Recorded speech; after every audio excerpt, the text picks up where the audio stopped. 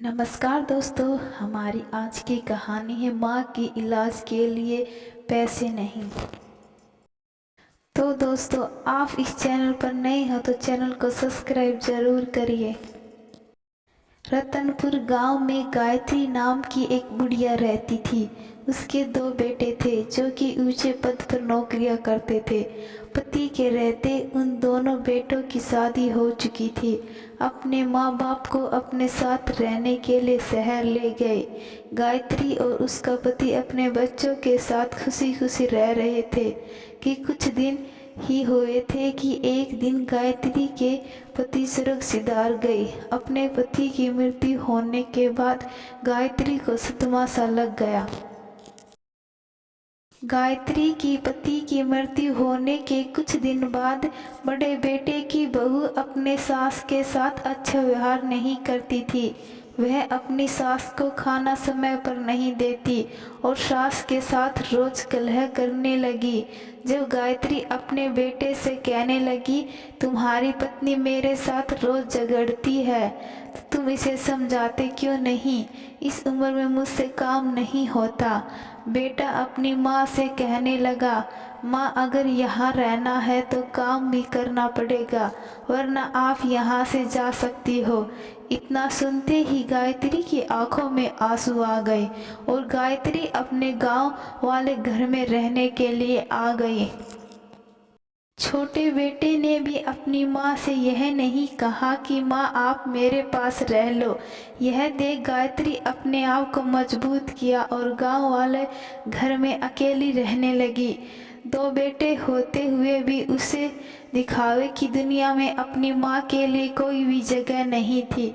गायत्री अपने पति की पेंशन के बल पर ही आत्मनिर्भर थी, इसलिए गायत्री किसी के आगे अपने हाथ नहीं फैलाती।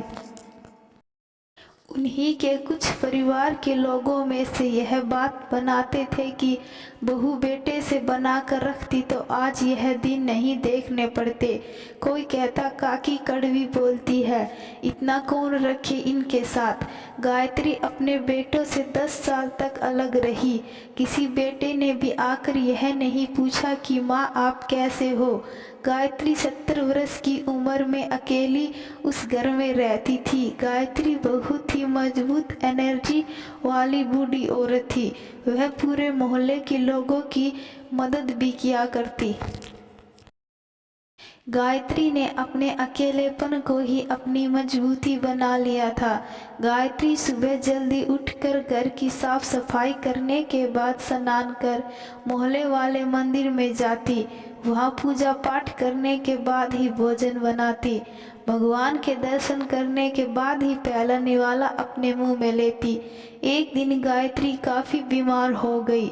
उसका शरीर तेज बुखार से तप रहा था, पर कोई था ही नहीं जो उन्हें यह बता सकता कि तुम्हें तेज बुखार है।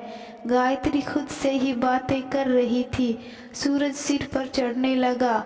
आज क्या हुआ जो मैं उठ नहीं पा रही हूँ? भूखी प्यासी बीमार बूढ़ी औरत जैसे तैसे उठी, हिम्मत करके बस अपना घर का दरवाजा ही खोला था कि बेहोश होकर गिर पड़ी।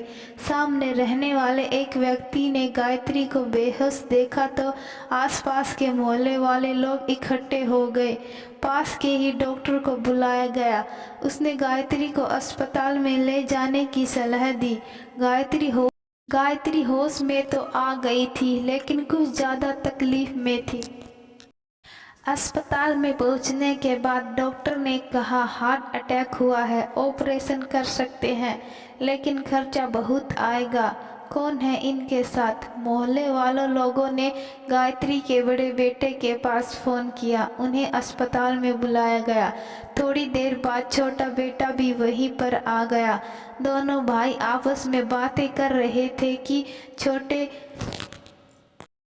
अम्मा का घर 15-20 लाख का तो होगा, तुम घर ले लेना और मैं अम्मा के जेवर और पैसे ले लूँगा, बराबर ही होंगे। दोनों डॉक्टर के पास गए और बोले, डॉक्टर साहब हम खर्चा नहीं उठा सकते,